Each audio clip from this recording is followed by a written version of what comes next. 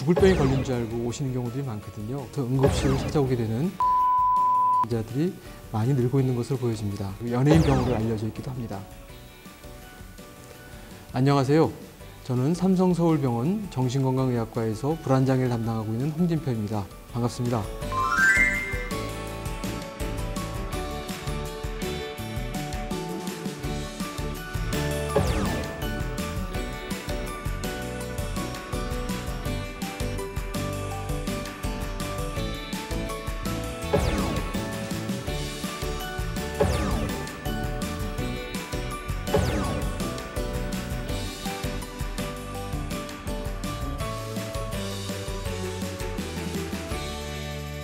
범불안장애라는 것은 폭넓게 불안을 느낀다는 뜻의 질병인데요. 실제 일어날 가능성은 매우 낮은데도 불구하고 그럴 가능성이 조금이라도 있다는 이유만으로 지속적으로 걱정을 하고 두려워하는 그런 불안장애의 일종입니다. 엘리베이터를 타면 혹시 코로나 환자가 지나가지 않았을까, 또는 우리 애가 밖에 나갔다가 또 그런 환자랑 접촉했으면 어떡하나, 항상 걱정 상태에 있다 보니까 잠도 잘 못 자게 되고 항상 좀 몸이 긴장되고 또 신경이 아주 곤두선 느낌이 들기도 하고 또 안절부절 못하거나 또 정신 집중이 안 되고 피로감을 많이 느끼는 그런 증상들이 특징적입니다. 이제 어렸을 때부터 이제 걱정이 많아서 엄마랑 잘 떨어지려고 하지도 않고 또 친구들하고도 조금만 사이가 안 좋아져도 제가 나를 싫어하지 않나, 부정적이고 걱정이 많은 성향이 있던 분들이 이런 스트레스 상황에 노출됐을 때 범불안장애로 발전하는 경우들이 많고요.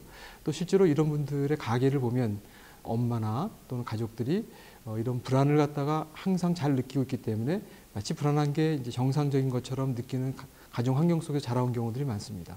걱정이 많다 그래서 오시는 경우 참 드물고요. 대부분 잠을 못 자거나 또는 너무 피로하다든지 또는 긴장감이 많이 든다든지 이런 것들을 통해서 이제 내원하시게 되는데, 그런 증상을 보일 수 있는 신체 질환 같은 게 있을 수 있기 때문에 그 가능성들을 배제하기 위한 그런 검사들을 시행하게 되겠고, 또 심리 테스트를 통해서 이 불안도가 굉장히 높은 분들이 많아서 그걸 통해서 어느 정도 확진을 내리게 되겠습니다. 예전에 이제 안정제라는 약을 많이 썼었지만 지금은 세로토닌계 항우울제들이 특효약이 되겠는데요.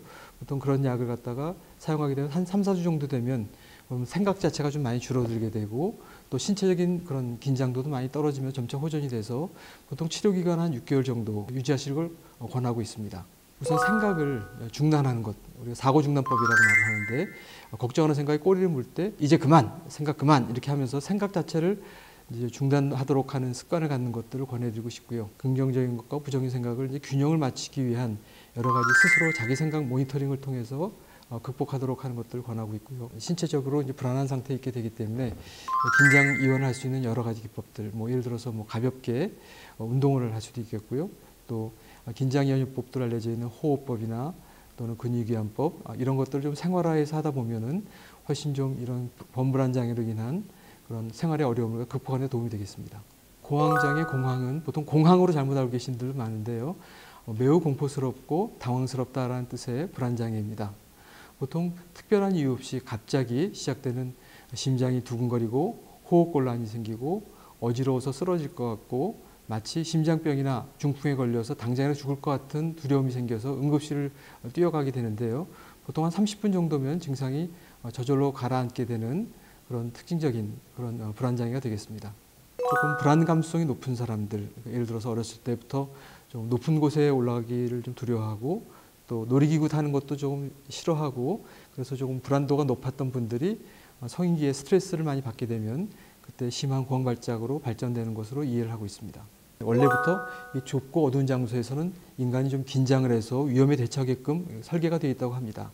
근데 그런 조건들 속에서 현대에 해당되는 곳들은 지하 주차장이라든지 또는 지하철 또는 엘리베이터 또 KTX나 비행기 이런 것들이 이제 해당될 수 있겠네요. 그 외에도 어떤 촉각이나 시각적으로 불쾌감을 줄 수 있는 장소들, 예를 들어서 여름에 너무 뜨겁고 열이 후끈거린다든지 습도가 높다든지 그럴 경우 잘 생기고요. 겨울에 추위가 너무 세다든지 폐쇄돼서 공기가 좀 희박한 것처럼 느껴지는 그런 장소에서 보통 잘 느끼시게 됩니다. 공황장애 생기게 되면 이제 과호흡을 하게 되거든요. 숨을 갖다가 천천히 입으로 쉬지 않고 코로만 숨을 쉬도록 자꾸 옆에서 설명을 해주거나 스스로 자기 입으로 입을 좀 막고 코로다 천천히 숨을 쉬도록 해주는 것만으로도 도움이 되겠고요. 공황 발작이 있을 때 자기가 굉장히 수치스러움을 느끼는 경우들이 많기 때문에 주위에서 너무 걱정하지 말고 격려해주고 위로해주다 보면 저절로 호전되는 경우들이 많게 되겠습니다. 공황 이상을 보이게 하는 갑상선 질환이라든지 전해질 이상 이런 것들이 있는지를 한번 확인해 볼 필요가 있는 분들도 꽤 있게 되겠습니다. 그래서 그런 것이 없는데도 불구하고 그런 공황 이상이 나타났다면 어떤 임상적인 판단으로 듣고 그 사람의 행동을 면밀히 관찰한 것만으로도 공황 장애를 어느 정도 정확하게 진단할 수가 있게 되겠고요. 의사의 판단을 믿고 그 치료 지시에 따라서 한 달만 열심히 노력하시다 보면 증상들이 대부분 쉽게 좋아진 경우들이 많다는 걸 기억하셨으면 좋겠습니다. 공황장애 치료는 크게 이제 3가지로 이루어지게 되겠는데요. 세로토닌계 항우울제들이 그런 편도의 과민한 것들을 줄여줘서 어떤 생물학적인 그런 호전도 우선 첫 번째 이루어져야 되겠고요. 두 번째 우리가 인지치료라고 말을 하는데 죽거나 위태로운 그런 병이 아니고 이건 잠시 나타나는 그런 불안장애에 불과하다는 것들 스스로 생각을 잡고 나는 괜찮다, 호전될 수 있다 이런 생각을 갖다가 이제 할 수 있도록 도와주는 것들이 필요하겠고 세 번째는 신체 반응들을 줄일 수 있는 것들